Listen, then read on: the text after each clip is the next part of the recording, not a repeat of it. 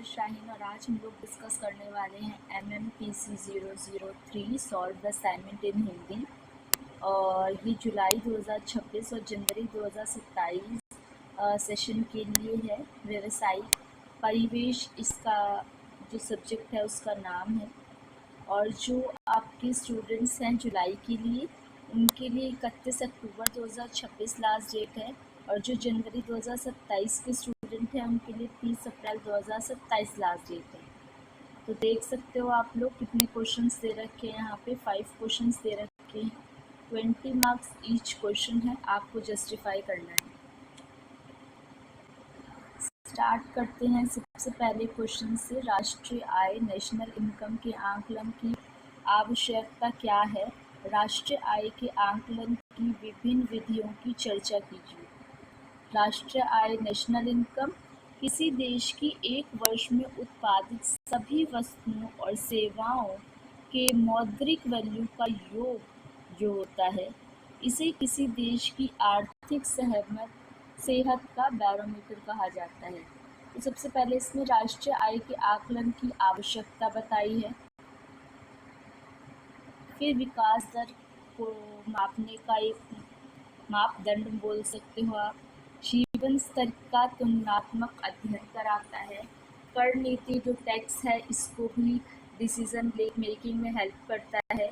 क्षेत्रीय असंतुलन का पता और अंतर्राष्ट्रीय सहायता, इसकी जो नापने की 3 प्रमुख विधियां हैं। सबसे पहले है उत्पादन विधि, इसको आप मूल्यवर्धित विधि भी कह सकते हो। उसका फॉर्मूला यहाँ पे मेंशन हो रखा है। इसको डबल काउंटिंग से बचने के लिए यूज़ किया जाता है। उसके बाद आता है आय विधि, जिसको हम इनकम मेथड कहते हैं, जहाँ पे मजदूरी, लगान, ब्याज, लाभ, मिश्रित आय ये सब किया जाता है, जोड़ा जाता है। फिर आता है आपका व्यय विधि, जहाँ पे GDP, consumption plus investment plus government expenditure और नेट एक्सपोर्ट, उद्योग, निवेश, सरकारी व्यय, निर्यात, आयात। फिर आता है आपका निष्कर्ष, और ये वाला क्वेश्चन आपका कंप्लीट हो जाएगा। नेक्स्ट क्वेश्चन इज कृषि क्षेत्र के प्रमुख हितधारक की प्लेयर्स कौन कौन से हैं? कृषि विपणन की भूमिका एवं महत्व पर चर्चा कीजिए। तो भारत में 50% से अधिक जनसंख्या कृषि पर निर्भर है, परंतु किसान को सही दाम ना मिलना बड़ी समस्या है। यहाँ कृषि विपणन और हितधारकों की भूमिका महत्वपूर्ण हो जाती है। तो कृषि क्षेत्र के प्रमुख हितधारक किसान, आड़ती, कमीशन एजेंट, थोक व्यापारी, खुदरा विक्रेता ये हैं। सहकारी समितियां NAFED, IFFCO, सरकार, MSP तय करना, APMD, मंडी, FCI के माध्यम से खरीद, प्रसंस्करण उद्योग, उपभोक्ता अंतिम हितधारक होता है, बैंक एवं बीमा कंपनी। और कृषि विपणन की भूमिका यहाँ पे अहम होती है। पहले भूमिका बता दी, फिर महत्व बता दिए।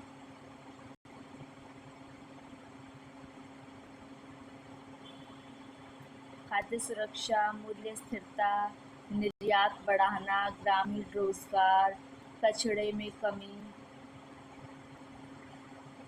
समस्याएं क्या क्या है। फिर आ जाएगा आपका निष्कर्ष, और ये क्वेश्चन आपका क्या हो जाएगा, कंप्लीट। नेक्स्ट क्वेश्चन प्रश्न 3, नई आर्थिक नीति 1991 का वर्णन कीजिए। आत्मनिर्भर भारत नीति किस प्रकार 1991 की नीति की अपेक्षा एक सुधार है? LPG आई थी, आपको पता है। उदारीकरण, निजीकरण, वैश्वीकरण की नीतियाँ आई थी।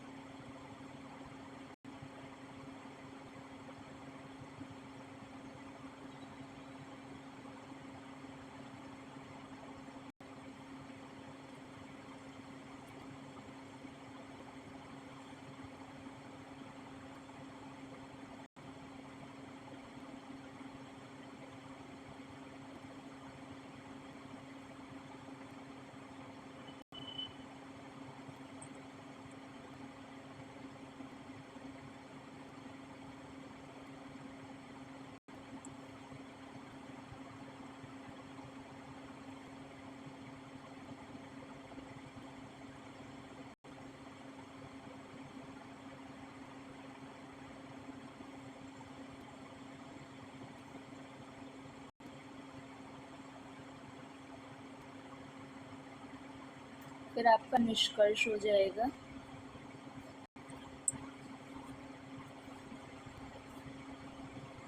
प्रश्न नंबर 4 कह रहा है विश्व बैंक समूह वर्ल्ड बैंक ग्रुप की संस्थाओं की पहचान कीजिए।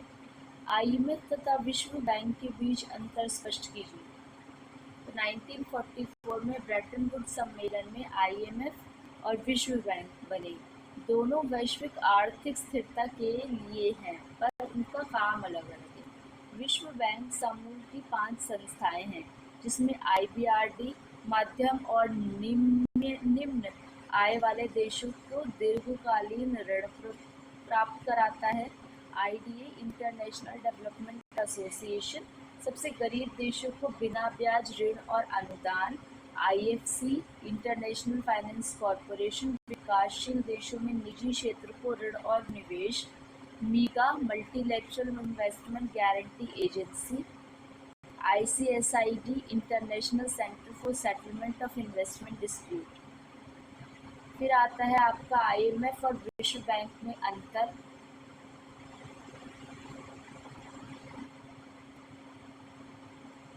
ये जो अंतर है ना स्टूडेंट्स, वो यहाँ चला गया, तो आप पहले इसको नोट कर लेना, फिर निष्कर्ष करना।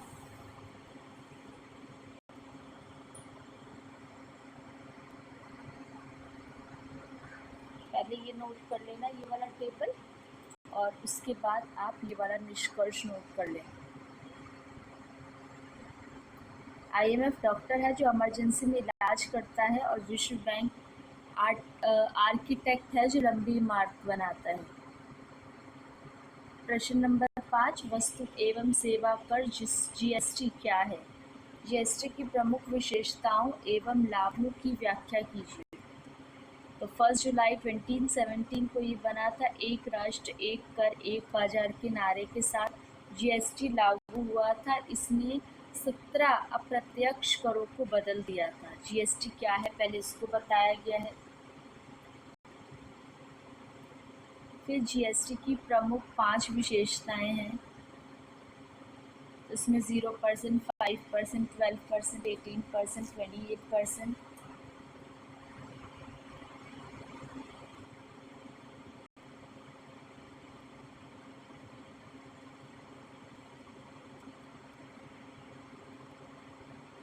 फिर GST के लाभ को बताया गया है।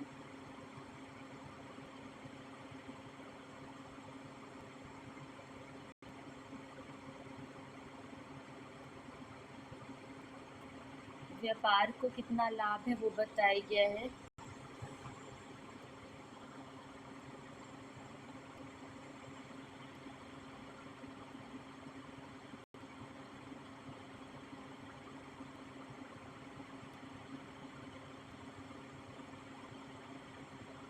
फिर आ जाएगा आपका निष्कर्ष, और ये भी असाइनमेंट आपका कंप्लीट होता है। ठीक है, अगर आप लोगों को कोई और PDF की रिक्वायरमेंट है और असाइनमेंट की रिक्वायरमेंट है तो कमेंट सेक्शन में मेंशन करना। बाकी मैं आप लोगों से मिलूंगी नेक्स्ट लेक्चर वीडियो में। तब तक चैनल को सब्सक्राइब करें, शेयर करें video as more as possible. Thank you for watching and be happy students.